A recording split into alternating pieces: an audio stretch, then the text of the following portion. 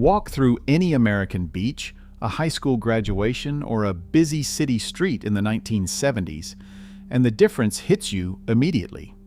Everyone looks thin. In 1970, roughly 10 to 13% of American adults were obese. Today, that number sits at 42%. Americans weren't skinnier because they were more disciplined or had better willpower. They lived in a completely different food and movement architecture. The thinness wasn't intentional. It was automatic, built into the structure of daily life through Depression-era attitudes about waste, the absence of snacking culture, and an economy that had not yet turned cheap calories into the most abundant resource in America. This wasn't virtue, it was environment. Start with what Americans were actually putting in their mouths. In 1970, the food supply still ran on cane or beet sugar. High fructose corn syrup had been invented in the late 1960s, but it had not yet flooded into every processed food on supermarket shelves. That happened later, in the late 1970s and through the 1980s, when government corn subsidies made the stuff cheaper than water. The metabolic difference matters more than most people realize. Unlike regular sugar, high fructose corn syrup is processed primarily in the liver and does not trigger the same satiety signals in your brain. Your body does not register fullness the same way. You keep eating without realizing you are full because the off switch never quite clicks. But in 1970, that metabolic hijacking had not begun yet. Food was sweet, certainly, but it did not override your body's natural feedback systems telling you to stop. Even more important than what sweetened the food was how much food you could actually buy at once. In 1970, a large soda was 12 ounces. A hamburger patty weighed 3.9 ounces.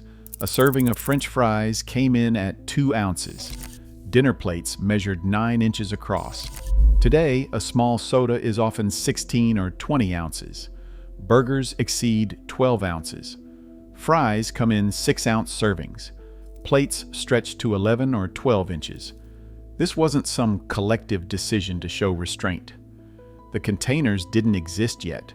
You literally couldn't order 1,000 calories in a single value meal because restaurants and manufacturers hadn't figured out how to engineer portion sizes that large and still call them normal. The physical infrastructure of overeating simply wasn't built yet. But portion sizes only matter if you're eating constantly. And that's where 1970 diverges even more sharply from today. The modern American habit of constant grazing, snacking between meals and keeping food within arm's reach at all times didn't exist. You ate breakfast, lunch, and dinner. Between those meals, children were told, "Don't eat that, you'll ruin your dinner." Snacking was a rare treat, not a metabolic baseline. This created long windows, 4 to 6 hours at a time, where insulin levels dropped and your body could access stored fat for energy. Your metabolism had time to rest. Today, we eat every few hours, keeping insulin constantly elevated, never giving the body a chance to burn what's already stored. In 1970, your body had permission to use its own reserves because you weren't constantly topping off the tank. The 3-meal structure held partly because eating outside the home was genuinely expensive. In 1970, about 25% of the average food budget went toward eating out. Today, that number exceeds 50%. Most meals in 1970 were home-cooked using whole ingredients: meat, potatoes, vegetables, butter. You knew what was in your food because you put it there yourself. Home-cooked meals rarely contained the hidden thickeners, stabilizers, emulsifiers, and industrial seed oils that modern restaurants rely on to make food hyper-palatable and shelf-stable. There was no food science team engineering your dinner to override your satiety signals. Meals had natural stopping points because they were not designed to be addictive. When eating out was occasional, it could not dominate your calorie intake. When home cooking was the default, you controlled portions and ingredients by necessity. This matters even more when you consider what happened to bodies during the rest of the day, outside of mealtimes. In 1970, life required motion. There were more blue-collar jobs, manufacturing, agriculture, construction that demanded standing, lifting, and moving for hours at a time. Children walked or biked to school in far greater numbers. A staggering 90% of kids who lived within a mile of school got there on foot or by bike, unsupervised. That meant 4 miles of walking daily, 5 days a week, without anyone calling it exercise. It was simply how you got places. Even at home, movement was unavoidable. Many households still did not have TV remotes.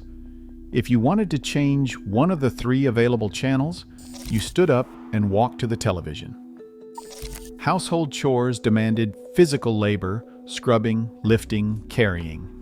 Daily life burned calories automatically because there was no avoiding it. Today we have engineered friction out of existence. We have optimized for convenience, which means optimizing for stillness. The stillness of modern life connects directly to how we spend our leisure time. In 1970, there was no internet, no 24-hour cable news, no video game consoles, at least not until 1972 when the Magnavox Odyssey arrived. If you were bored, you went outside. Children played unstructured games in neighborhoods until the streetlights came on. Television was limited to certain hours. Once the late show ended, the station played the national anthem and cut to static. You went to bed. Sleep deprivation, a major driver of weight gain, was far less common because there was nothing keeping you awake. Entertainment did not mean sitting. It meant moving. And when you finally did eat, what you were eating had not been engineered to keep you eating. Americans in the 1970s certainly ate processed foods, TV dinners, spam, canned soup, but they were not eating ultra-processed foods in the modern sense. Today, foods are engineered by teams of food scientists to hit the bliss point, the perfect ratio of salt, sugar, and fat that overrides your brain's natural fullness signal. In 1970, food companies had not perfected this yet. A can of soup was soup. A frozen dinner was convenience, not an addictive product formulated in a lab. Meals had fiber. They had recognizable ingredients. Your body knew when to stop because the food itself was not fighting your biology. The food landscape was simple, less weaponized against satiety. There is another factor here that is uncomfortable to acknowledge, but impossible to ignore. In 1970, nearly 40% of American adults smoked. Nicotine is a potent metabolic stimulant and appetite suppressant. Many people use cigarettes to tide them over until the next meal. As smoking rates plummeted, a massive public health victory, many people replaced the oral fixation and stress management of smoking with eating. The habit did not disappear, it transferred. This does not mean smoking was good, but it does mean that when we removed one appetite suppressant from American culture, something had to fill that gap. What filled it was food, and lots of it. That food also cost more relative to income, which created its own natural brake on consumption. In 1970, Americans spent a much larger percentage of their income on food. When food is expensive relative to earnings, you buy carefully. You waste less. You serve smaller portions because making more means spending more. Today, the cheapest calories, meaning refined grains, sugars, and industrial oils, are the most abundant. You can buy 2,000 calories for a few dollars. In 1970, that was not possible.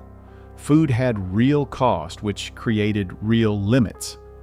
You could not afford to eat constantly because eating constantly meant spending constantly, and household budgets were tighter, less forgiving, more carefully managed out of necessity rather than choice. All of these factors, every single one, pointed in the same direction. The food was less engineered to override satiety. Portions were limited by the physical containers available.